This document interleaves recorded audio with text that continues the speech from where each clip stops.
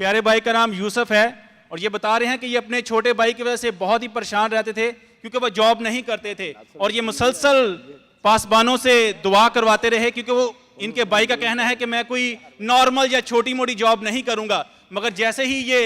अपने पासबानों से जुड़े रहे और दुआ करवाते रहे और ये कह रहे हैं कि पाकिस्तान में इनको बहुत ही अच्छी जॉब ऑफर हुई है और सारा जो उनका रिहाइश का है, खाने का है और बहुत ही हैंडसम सैलरी उनको जो है वो ऑफर हुई है। खुदावंद के नाम को जलाल दें।